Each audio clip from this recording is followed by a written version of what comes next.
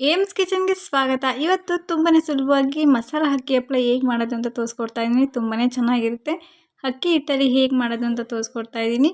ಮುಟ್ಟಿದ್ರೆ ಪುಡಿಯಾಗಿ ಹೋಗುತ್ತೆ, ಅಷ್ಟೇ ಸಾಫ್ಟಾಗಿ ಕೂಡ ಬರುತ್ತೆ. ಬನ್ನಿ ಇವಾಗ ಅದನ್ನು ಹೇಗೆ ಮಾಡೋದು ಅಂತ ನೋಡೋಣ. ಇಲ್ಲಿ ಒಂದು ಬಟ್ಲಿನಲ್ಲಿ ಅಕ್ಕಿ ಹಿಟ್ಟನ್ನು ತೊಗೊಂಡಿದ್ದೀನಿ. ಇದು ಮನೇಲೇ ರೇಷನ್ ಅಕ್ಕಿಲಿ ಮಾಡಿರೋವಂಥದ್ದು, ತೊಳೆದು ಒಣಗಿಸಿ ಮಾಡಿರೋವಂಥದ್ದು. ನೀವು ಯಾವ್ದು ಬೇಕಾದ್ರೂ ಯೂಸ್ ಮಾಡ್ಬೋದು. ಇದಾದ ನಂತರ ಮಸಾಲಕ್ಕೆ ನಾನು ಹಸಿಮೆಣ್ಸಿನ್ಕಾಯಿ ತೊಗೊಂಡಿದ್ದೀನಿ, ಸ್ವಲ್ಪ ಕೊತ್ತಂಬರಿ ಸೊಪ್ಪು, ಕರ್ಬೇವಿನ ಸೊಪ್ಪು, ಶುಂಠಿ ಇಷ್ಟನ್ನು ತೊಗೊಂಡಿದ್ದೀನಿ. ಬೆಳ್ಳುಳ್ಳಿನೇ ಹಾಕೊತಾರೆ, ಅದು ಚೆನ್ನಾಗಿ ಬರೋದಿಲ್ಲ.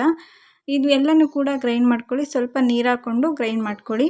ಗ್ರೈಂಡ್ ಮಾಡ್ಕೊಂಡಾದ ನಂತರ ನಾನು ಫಸ್ಟ್ ಒಂದು ಪಾತ್ರೆ ತೊಗೊತಾ ಇದ್ದೀನಿ. ಗಟ್ಟಿ ತಳದ್ದು ಪಾತ್ರೆ ತೊಗೊಳ್ಳಿ. ಇದಾದ ನಂತರ ನಾನು ಒಂದು ಬಟ್ಲಿಗೆ 8 ಬಟ್ಲಷ್ಟು ಕುಕ್ಕರ್ಗೆ ನೀರು ಹಾಕ್ಕೊತಾ ಇದ್ದೀನಿ.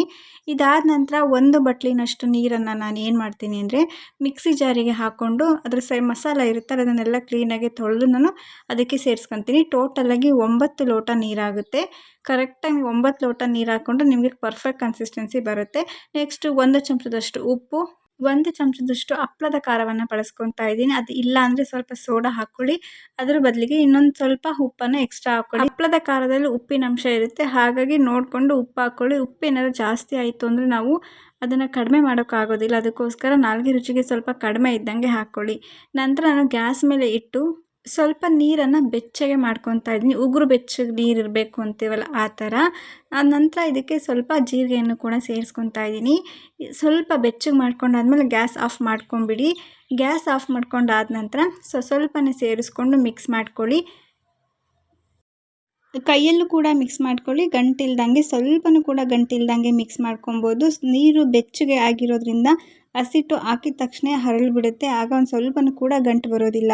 ಗಂಟಿಲ್ಲದ ಹಾಗೆ ಮಿಕ್ಸ್ ಮಾಡ್ಕೊಂಡಿದ ನಂತರ ನಾವು ಹೈ ಫ್ಲೇಮಲ್ಲಿ ಕೊಟ್ಕೊಂಡು ಮುದ್ದೆ ಕೋಲಲ್ಲಿ ಚೆನ್ನಾಗಿ ತಿರುಗಿಸ್ತಾ ಬರಬೇಕು. ಗಟ್ಟಿ ಕೋಲಿನ ಯಾವುದು ಸೌಟಲ್ಲೂ ಕೂಡ ತಿರುಗಿಸ್ಕೊಬೋದು. ಮುದ್ದೆ ಕೋಲಿದ್ರೆ ಬೆಸ್ಟು, ಈಸಿಯಾಗಿ ನಾವು ತಿರುಗಿಸ್ಬೋದು. ಕೈ ಬಿಡದಾಗೆ ನೀವು ತಿರುಗಿಸ್ತಾ ಬನ್ನಿ, ಚೆನ್ನಾಗಿ ಬೇಯಬೇಕು. ಅದಕ್ಕೋಸ್ಕರ ನಾವೇನಾದ್ರು ಮೀಡಿಯಮ್ ಫ್ಲೇಮಲ್ಲಿ ಕೊಟ್ಟು ಅಂದರೆ ಕೆಳಗೆಲ್ಲ ಬೇಯುತ್ತೆ, ಮೇಲ್ಗಡೆ ಬೇಯೋದಿಲ್ಲ. ಅದಕ್ಕೋಸ್ಕರ ನಾವು ಕೈ ಬಿಡದಾಗೆ ನಾವು ತಿರುಗಿಸ್ತಾ ಇದ್ದರೆ ಎಲ್ಲ ಪೂರ್ತಿ ಚೆನ್ನಾಗಿ ಬೇಯುತ್ತೆ. ನೋಡಿ ಇವಾಗ ಕುದಿ ಬರ್ತಾ ಇದೆ ಚೆನ್ನಾಗಿ. ಕುದಿ ಬಂದಮೇಲೆ ನಾವು ಕೋಲನ್ನ ತೆಗೆದು ಹಾಗೇ ಒಂದು 10 ನಿಮಿಷ ಬಿಟ್ಬಿಡಬೇಕು. 10 ನಿಮಿಷ ಬಿಟ್ಟಾದ ನಂತರ ಮತ್ತೆ ಕುದಿಯೋಕ್ಕೆ ಶುರುವಾಗುತ್ತೆ. ಆವಾಗ ಮೀಡಿಯಮ್ ಫ್ಲೇಮ್ ಕೊಟ್ಕೊಂಡು ನಾವು ಬಿಟ್ಟರೆ ತುಂಬ ಚೆನ್ನಾಗಿ ಬೇಯುತ್ತೆ. ನೋಡಿ ಕುದೀತಾ ಇದೆ, ಈ ಥರ ಕುದಿಬೇಕು. ಅಲ್ಲಿವರೆಗೂ ಕೂಡ ನಾವು ಚೆನ್ನಾಗಿ ಇದನ್ನು ಬೇಯಿಸ್ಕೊಬೇಕು. ಚೆನ್ನಾಗಿ ಬೇಯಿಸ್ಕೊಂಡಿಲ್ಲ ಅಂದರೆ ಹಪ್ಪಳ ಹಾಕಿದಾಗ ಅದು ಒಡೆದೋಗ್ಬಿಡುತ್ತೆ, ಚೂರು ಚೂರು ಆಗುತ್ತೆ, ಚೆನ್ನಾಗಿ ಒಣಗೋದಿಲ್ಲ, ಆ ಥರ ಆಗಿಬಿಡುತ್ತೆ. ಅದಕ್ಕೋಸ್ಕರ ನಾವು ಹಿಟ್ಟನ್ನು ಚೆನ್ನಾಗಿ ಬೇಯಿಸ್ಕೊಬೇಕು, ಆಗಲೇ ನಮಗೆ ತುಂಬ ಚೆನ್ನಾಗಿ ಬರೋದು ಹಪ್ಪಳ. ನಾನೀಗ ಒಂದು 20 ನಿಮಿಷ ಬೇಯಿಸ್ಕೊಂಡಾಗಿದೆ. ನಾನಿವಾಗ ಕೋಲ್ ತೆಗ್ದು ಇದನ್ನು ಗ್ಯಾಸ್ ಆಫ್ ಮಾಡಿ ಕಂಪ್ಲೀಟ್ಲಿ ತಣ್ಣಗಾಗೋದಕ್ಕೆ ಬಿಡ್ತಾ ಇದ್ದೀನಿ. ತಣ್ಣಗಾದ ನಂತರ ನಾವು ಹಪ್ಪಳನ ಹಾಕ್ಕೊಬೋದು. ನೋಡಿ ಇವಾಗ ತುಂಬ ಚೆನ್ನಾಗಿ ಗಂಟಿಲ್ಲದ ರೀತಿ ತುಂಬ ಚೆನ್ನಾಗಿ ಬೆಂದಿದೆ. ಈಗ ನಾನು ಇನ್ನೊಂದು ಪಾತ್ರೆಗೆ ಹಾಕಿ ತಣ್ಣಗಾಗೋದಕ್ಕೆ ಬಿಡ್ತಾ ಇದ್ದೀನಿ. ನೋಡಿ ತುಂಬ ಚೆನ್ನಾಗಿ ನಮಗೆ ಸೂಪರ್ ಕನ್ಸಿಸ್ಟೆನ್ಸಿ ಬಂದಿದೆ. ಈಗ ನಾನು ಹಪ್ಪಳನ ಪ್ಲಾಸ್ಟಿಕ್ ಕವರ್ ಮೇಲೆ ಹಾಕ್ಕೊತಾ ಇದ್ದೀನಿ. ಬಟ್ಟೆ ಮೇಲೆ ಹಾಕ್ಕೊಂಡ್ರೆ ತೆಗೆಯೋದಕ್ಕೆ ತುಂಬಾ ಕಷ್ಟ ಆಗುತ್ತೆ, ಅದಕ್ಕೋಸ್ಕರ ಈ ಥರ ಮಾಡ್ಕೊತಾ ಇದ್ದೀನಿ. ಹಪ್ಪಳ ಹಾಕ್ಬೇಕಾದ್ರೂ ಅಷ್ಟೇ ನಾವು ತೀರಾ ತೆಳ್ಳಗೆ ಹಾಕಬಾರ್ದು. ತೆಳ್ಳಗೆ ಹಾಕಿದ್ರೆ ಒಡೆದು ಸೀಲ್ ಬಿಟ್ಟಂಗೆ ಆಗಿಬಿಡುತ್ತೆ.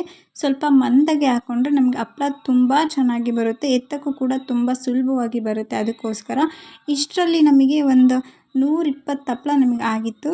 2 ದಿವಸ ತುಂಬ ಚೆನ್ನಾಗಿ ಒಣಗಿಸಿದ್ದೀನಿ ಬಿಸಿಲಲ್ಲಿ. ತುಂಬ ಚೆನ್ನಾಗಿ ಬಂದಿದೆ ಹಪ್ಪಳ. ನೀವು ಕೂಡ ಈ ವಿಧಾನದಲ್ಲಿ ಖಂಡಿತ ಟ್ರೈ ಮಾಡಿ ನೋಡಿ. ಈ ರೆಸಿಪಿ ನಿಮಗೆ ಇಷ್ಟ ಆಗಿದೆ ಅಂತ ಅಂದ್ಕೊಂಡಿದ್ದೀನಿ. ಇಷ್ಟ ಆಗಿದ್ರೆ ಸಬ್ಸ್ಕ್ರೈಬ್ ಮಾಡಿ, ಸಪೋರ್ಟ್ ಮಾಡಿ. Thank you for watching.